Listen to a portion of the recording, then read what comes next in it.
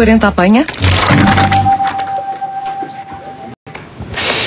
Chega agora o professor Marcelo Rebelo de Sousa, que já está aqui ao meu lado. Professor, está em boa forma? Cortou o cabelo. Cortei, é verdade. Jovem ainda. É uma coisa hoje muito necessária. Vamos aos livros. Vamos aos livros, sim. Temos uma reedição 76 anos depois de Miguel Torga Vindima, que é lá das suas terras, ou sobre temas das suas terras e desde ele. António Saula acaba de lançar Memórias da Vida e da Rádio dos Afetos, Oficina do Livro, fazendo lembrar o Despertar com a Olga Cardoso. Intervalo Biografia de Carlos Paião, Nuno Gonçalo da Paula, a editora. Um homem que deixou muitas saudades, partiu depressa, viveu intensamente e partiu depressa. Judite Dias, agora para os mais novos, Histórias da Bisavó Ju. Ainda para os mais novos, de Alexandre Parafita, Contos de Animais como contar aos pais dos nossos pais, da Trampolim.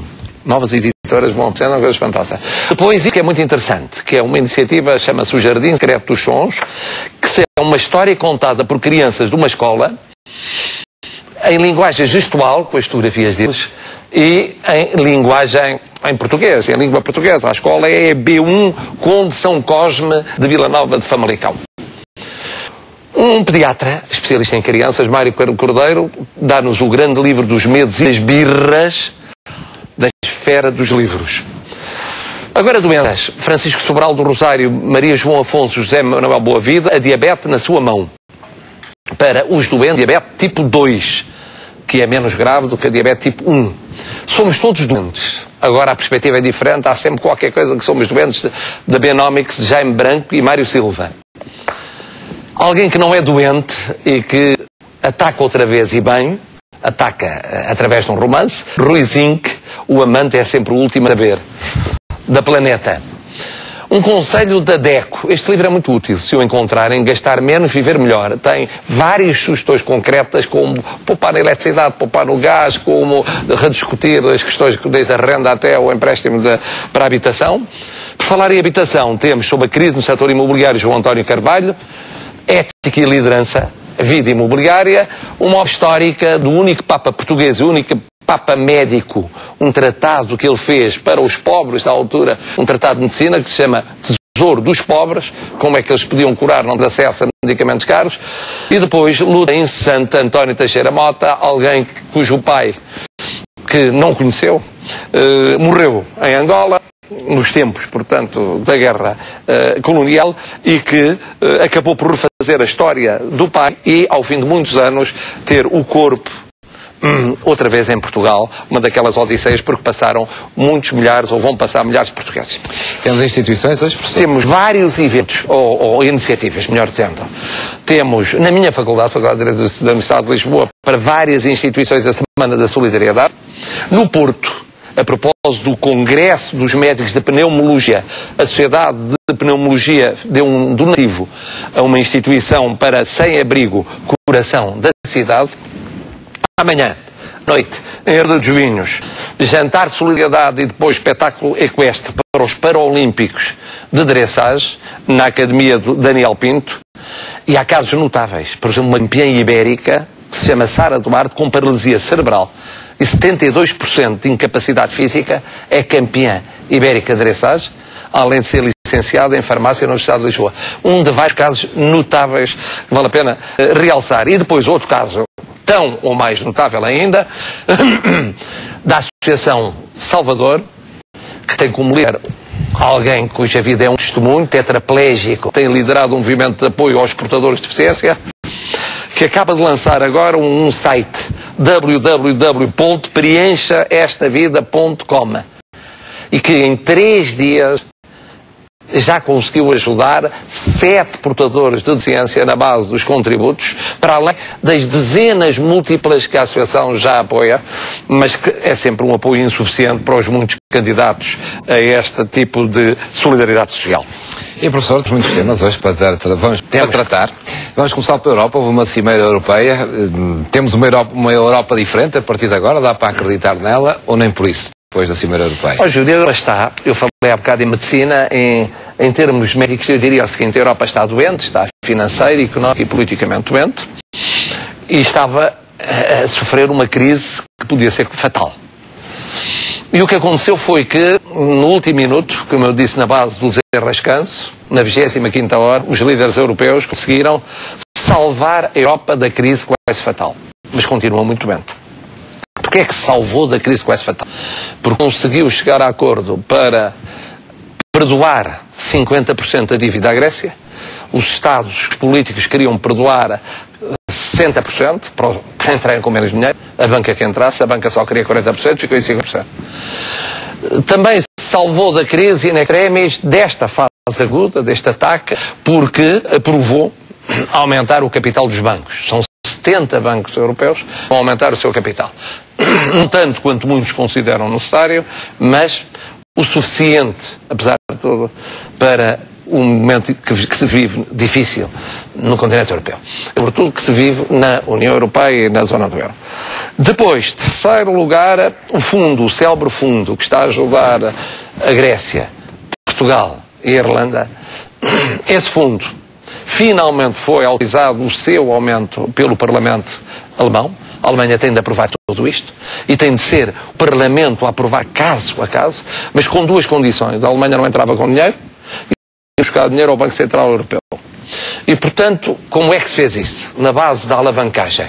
Isto é, o fundo tem 440 mil milhões de euros, mas alavanca até 2 bilhões de euros. A alavanca quer dizer, com base naquilo, como garantia, pode dar empréstimos e pode apoiar países para cobrir eventualmente a Espanha e a Itália. E sossegar os mercados. E além disso, vai buscar dinheiro aonde? Vai buscar dinheiro ao Brasil, à China, à Rússia e, eventualmente, à África do Sul, aos países emergentes.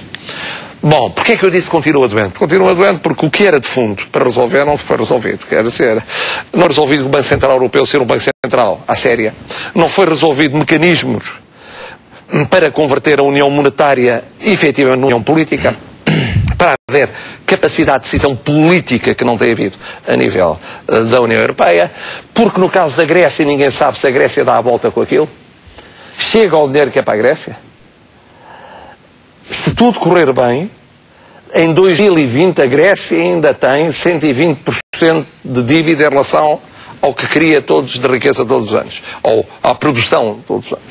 Bom, portanto, está a ver, a dúvida é, e vai dar certo na Grécia? Não deu até agora, vai dar. A segunda dúvida é, o dinheiro chega para aumentar o capital da banca? Chega este aumento. E a terceira dúvida é boa ideia em relação ao fundo a Europa resolver o problema na base dos empréstimos de países emergentes, de um lado, e por outro lado da alavancagem. A alavancagem foi aquilo que causou a crise financeira internacional, que é você tem depósito de 10 e empresta 100, ou empresta 200, ou empresta 300. Muito bem, se tiver a certeza que os 200 e os 300 são aplicados de forma muito rentável, muito lucrativa, e as pessoas pagam. Agora, a alavancagem com países, no meio de uma crise,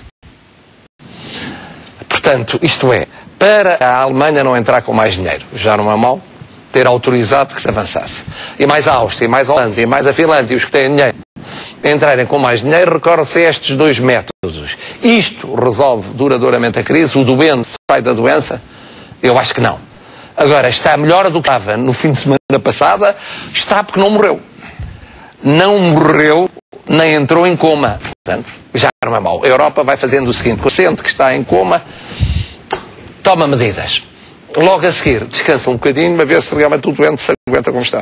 E depois de tudo isso, professor, e dos sacrifícios do orçamento, está da recapitalização da banca, dá para acreditar em Portugal também? Bom, isso agora é sobre outro doente. Sobre o doente que se chama Portugal.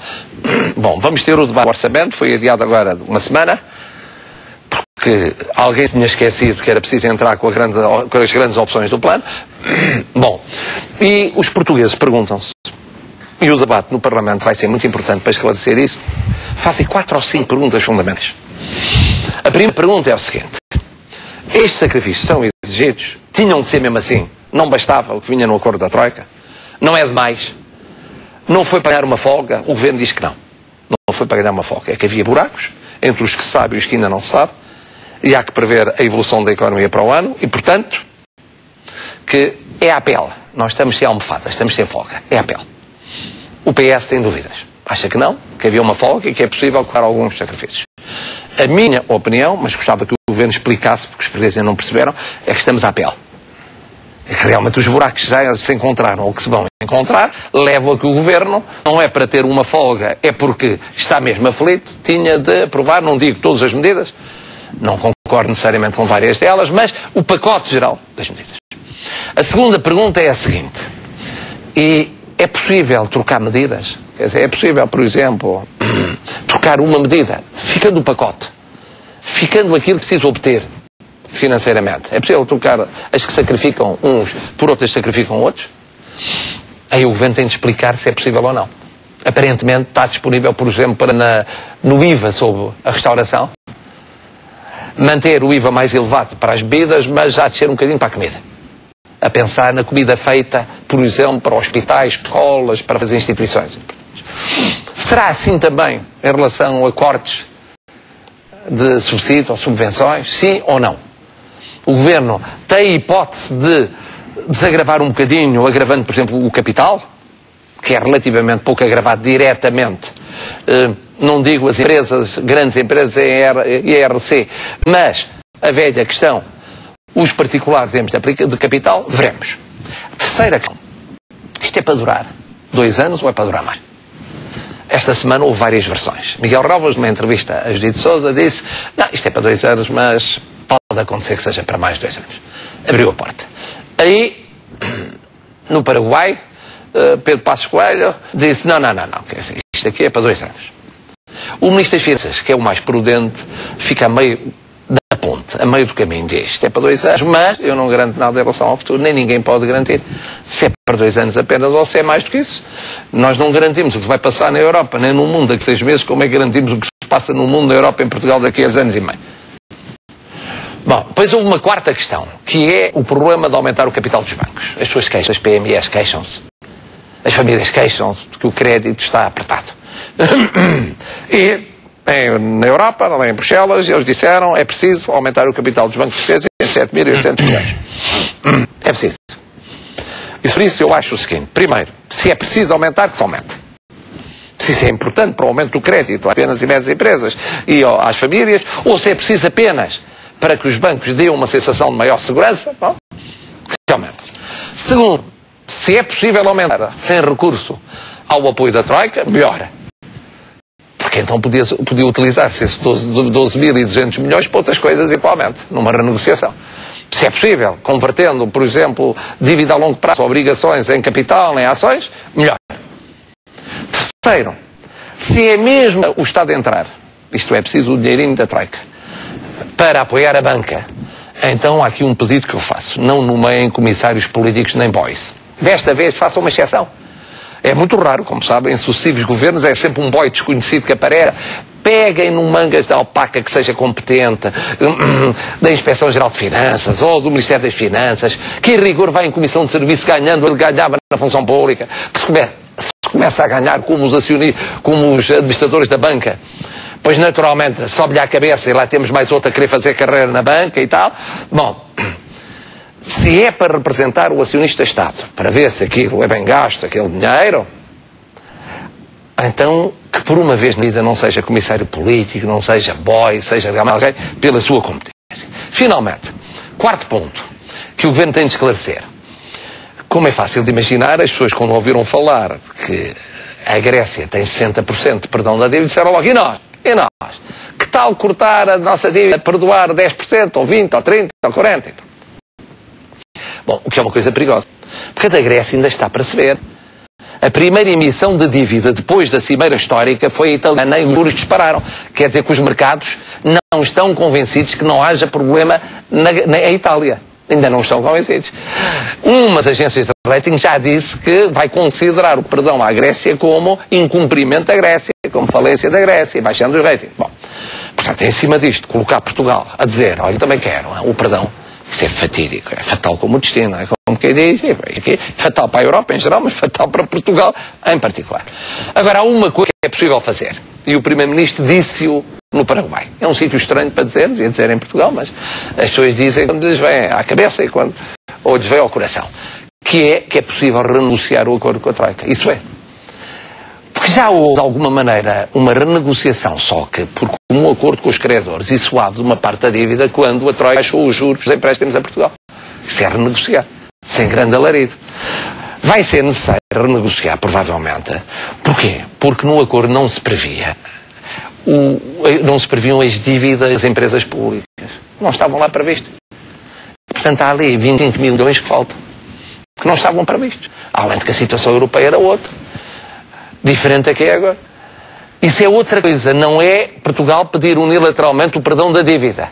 É renegociar por acordo com os credores, aumentando o prazo, se possível, para ser uma dose menos violenta e melhorando as condições de financiamento. É evidente que era preferível que o Ministro dissesse em Portugal. Mas, já que o disse no Paraguai, está dito. Espera-se que em novembro, portanto, haja condições para mais reajuste mais profundo do acordo com a Troika. E por cá, professor, o PS, como é que vai votar o Orçamento de Estado? É uma das grandes polémicas. Houve uma sondagem ontem, o PS errou um bocadinho. Hoje fala-se das expressões que Sócrates estará a fazer sobre o deputado, embora já tenha desmentido, e de alguns líderes do PS que já vieram mesmo a público dizer que deviam votar contra. Qual vai ser o sentido de voto? Vamos começar a O José Seguro está cercado? Está cercado. Está cercado. É isso mesmo. É uma boa definição. Você é um analista político hoje, qualquer dia. Trocamos. Bom, que é o seguinte. O primeiro ponto, em relação às sondagens. As sondagens, nomeadamente a mais completa, que é a do Expresso, diz o seguinte. Primeiro, os portugueses estão a perceber o fim. Estão a perceber que a crise está para durar, e é grave. Estão a perceber que realmente é muito pesado o que vem aí. Estão contra o Orçamento de Estado, estão contra o Governo, estão contra o Ministro das Finanças. Mas, ao mesmo tempo, embora o PSD baixe, continua a líder de longe. O PS não chega aos 30%. O CDS sobe.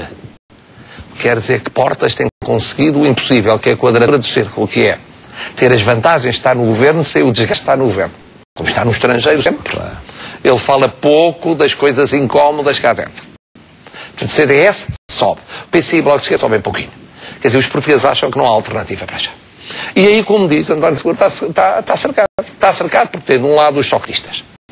Eu não acho que o José Sócrates anda a fazer telefonemas às tantas da noite, não é? De Paris, sem uma fortuna além de mais, de Paris para os antigos apoiantes a dizer vocês votem contra e tal. Mas o que eu sei é que já lá vão 3 ou 4 socratistas que dizem que em princípio o voto devia ser contra, a menos que haja cedências e condições ótimas dadas pelo PSD. Portanto, eu acho que ele está cercado pela ala esquerda, está cercado pelos socratistas, que é uma coisa diferente, e esses acham que ele deve votar contra. E a meu ver está cercado pelo PSD.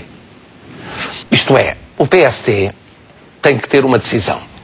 E é a seguinte: ou quer o PS abster-se no orçamento para manter pontes abertas com o PS, ou quer o PS ao lado do Bloco de Esquerda e do PC. Que tem vantagens, para a maioria, tem vantagens.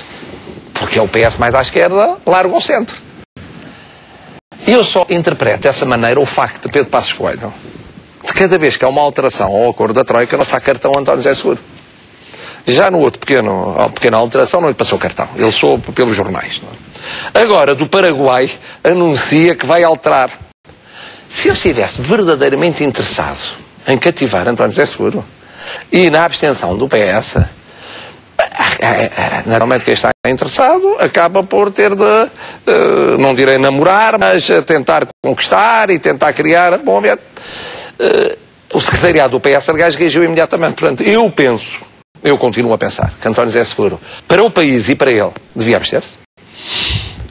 Por aquilo que se vai ver lá fora, se o PS de repente aparecer como rompendo o acordo da Troika. E cá dentro, porque é o PS a alinhar com o PC e o Bloco de Esquerda. Ora, eles não são partidos de governo e o PS é partido de governo. Bom, mas acho que é cada vez mais difícil, porque o homem está a ser contestado pela esquerda do partido, pelos socratistas, contestado neste sentido, condicionado. E o PSD não ajuda. Não ajuda. Aparentemente quer que ele realmente vote contra. Não sei como é que ele vai ter força política para se abster. Não sei. Há milagres, como em tudo na vida há milagres, mas só verdadeiramente um milagre. Vamos aguardar para essa votação. Entretanto, professor, uma das ideias é de facto cada vez mais desconfiança dos portugueses em relação aos políticos. Esta semana, outra vez, várias notícias sobre o assunto. Dúvidas nas privatizações, nas pensões vitalícias que saíram, as renegociações das escudos, contratos com escritórios privados de advogados. Não acha dá para acreditar? É muita história junto. É muita história junto. Aí numa altura de crise, que os portugueses têm na cabeça duas coisas. Acho eu. E depois isto alimenta naturalmente essas dúvidas, essas angústias, essas revoltas. Primeiro, que os políticos em tempo de sacrifícios têm que ser os primeiros a dar o exemplo. Eu já aqui disse, mas repito várias vezes, o governo inglês, quando entrou, a primeira medida que tomou foi cortar os ordenados dos ministros. Não foi a 10ª, nem a 2ª, nem a 3ª, foi a primeira. Bom, e os políticos esperam isso. Nós sacrificamos e vamos sacrificar muito. Esperamos que os políticos sacrifiquem mais. Dê o exemplo. Segundo, querem transparência em tudo o que é política e negócios. Querem transparência. Devem querer sempre, mas então numa altura em que sai do bolso dos portugueses ainda mais, em termos de dinheiro público, dizer que diabo, nós estamos aqui a pagar balúrdios, o mínimo que exigimos é que seja tudo clarinho. Olha, para pegar nos casos que referiu, eu até acrescento mais um, que é 2. Descobriu-se que há 46 deputados que ainda não entregaram o seu registro de interesses. Que diabo, já lá está 4 meses. É dizer a que entidades, empresas ou não, ou atividade profissional estão ligadas ou estiveram e tal. 46. Fazem favor de despachar isso. Segunda questão, que citou, e citou bem, que é esta. Privatizações. O governo vai tomar decisões importantes. O que é que os portugueses esperam? Primeiro, tome de acordo com a lei. Às tantas já havia empresas admitidas à compra de uma posição na EDP, ainda não tinha saído a lei da venda da posição na EDP. Já tinha terminado o prazo para candidaturas, ainda não havia prazo para candidaturas. Qual é a estratégia e qual é o critério? Porque é que são brasileiros, porque é que são chineses ou porque é que são alemães? Para não haver dúvidas que não há lobbies a mexer por trás disso. Questão das pensões vitalícias.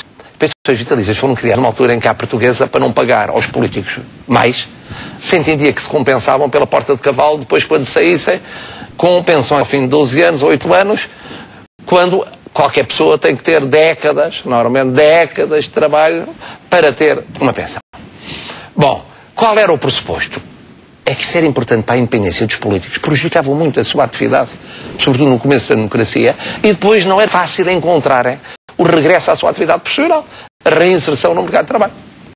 Os portugueses veem que alguns, não todos, mas alguns dos pensionistas se reinseriram magnificamente no mercado de trabalho. Até foram para setores para onde nunca iriam se não tivessem sido políticos.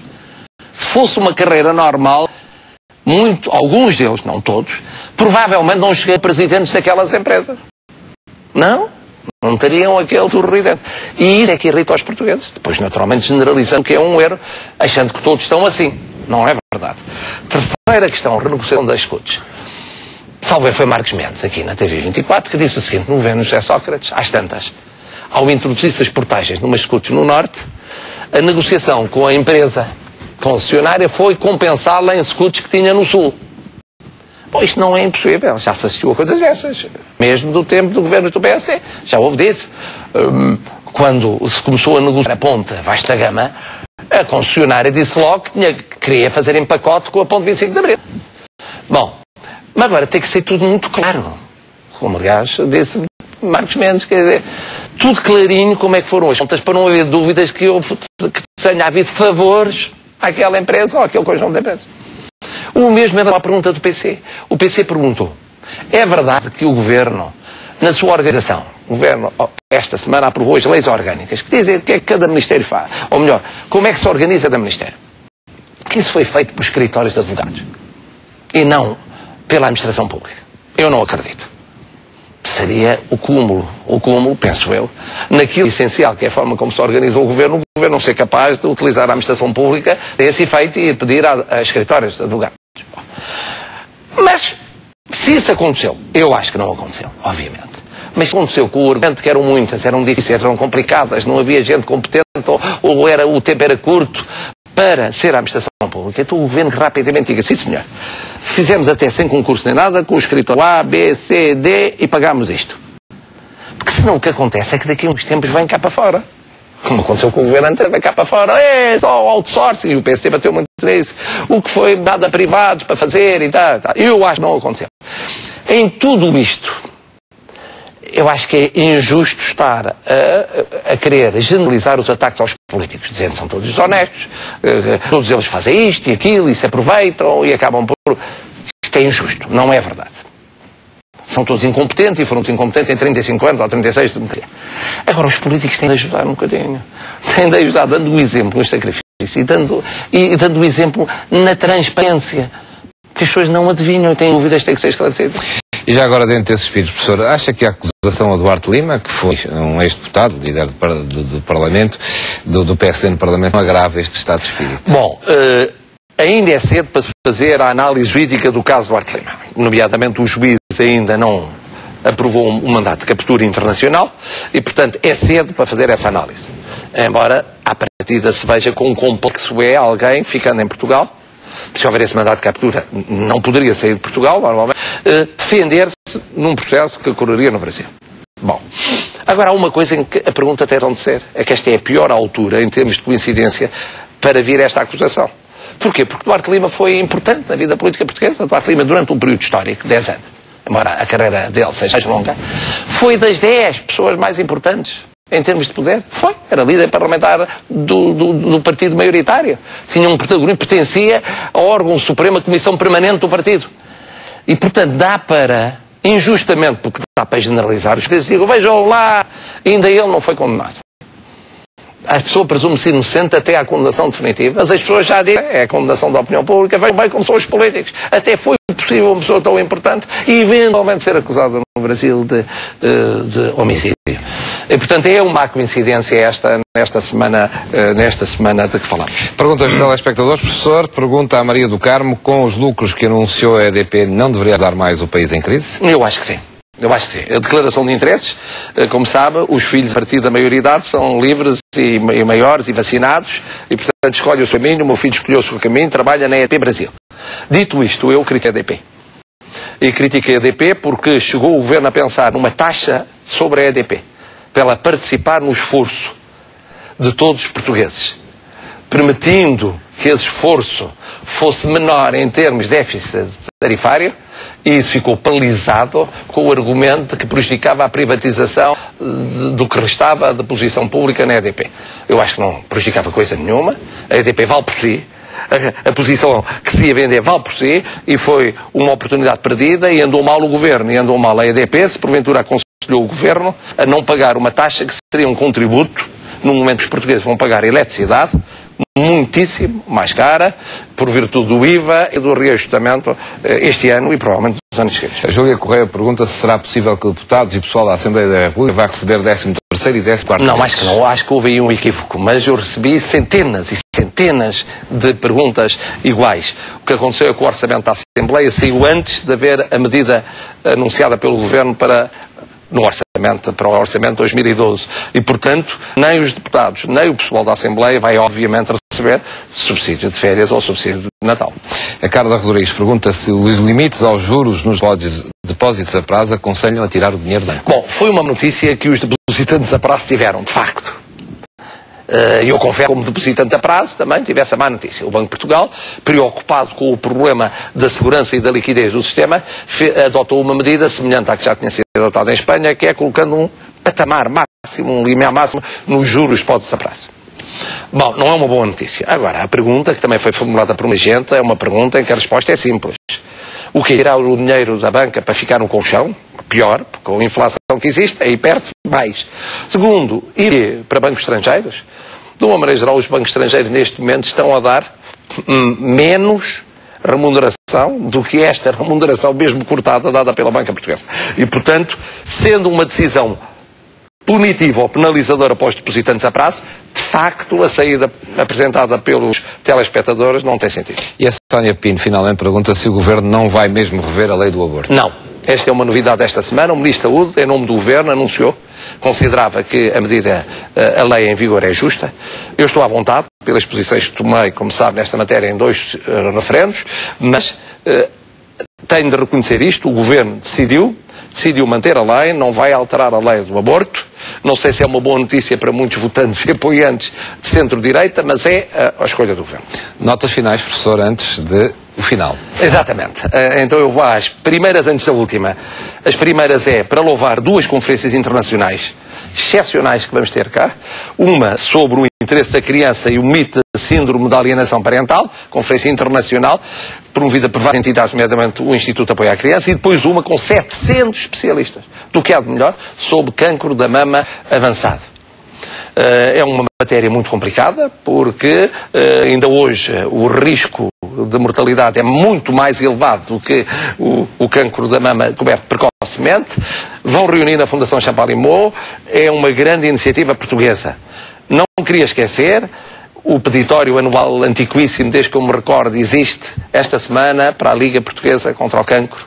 É uma justíssima causa e a mobilização em torno dela é fundamental. Uma boa notícia para a Galp, que é uma empresa portuguesa, e espero que continue a ser empresa portuguesa, é que descobriu, numa área em que tinha concessão, gás natural em Moçambique, ao que parece, em quantidades enormes. Espero que seja bom para Moçambique e seja também bom para Portugal, sobra Portugal. Mas, realmente, a nota final principal, dentro da ideia de boas coisas, coisas boas, respeita um filme que vamos passar, para terminar hoje, aqui, esta Jornal das 8, e que é um filme que foi premiado em Varsóvia, no dia 2 deste mês, em segundo lugar, no melhor filme no meio de 220, o melhor filme de promoção de um país. Ficou em segundo lugar. Chama-se Portugal, A Beleza da Simplicidade. É da Krypton, o autor da música é Nuno Maló, e foi um sucesso espetacular. Espetacular. Eu sei enfim, amigos de amigos meus, americanos e europeus, que lá estiveram e que disseram que é espetacular. Vamos passar. Vamos ver esse filme, professor.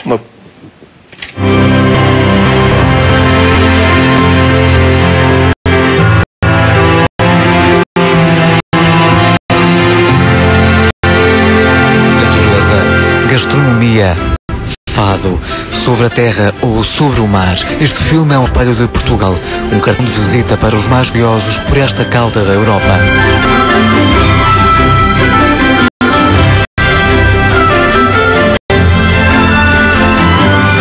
O filme levanta hoje de novo o esplendor de Portugal. Foi premiado na Polónia, no Festival de Filmes, Arte e Turismo.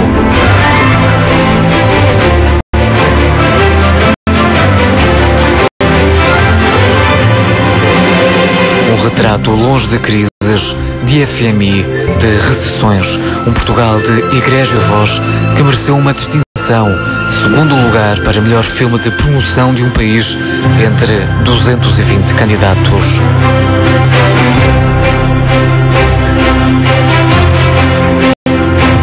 Também a música de Nuno Maló recebeu uma nomeação para os prémios de música de Gerald Smith.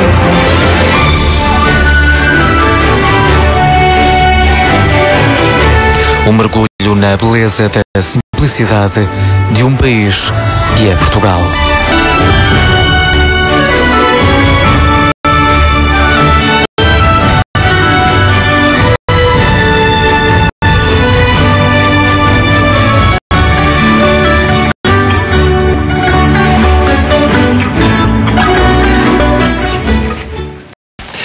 E pronto, professor, boa noite. Termina bem. Termina e vamos ter mais disto. Vamos ter mais disto pelo moral das pessoas, para animar os portugueses, pelo menos. E bem precisam e bem merecem de resto.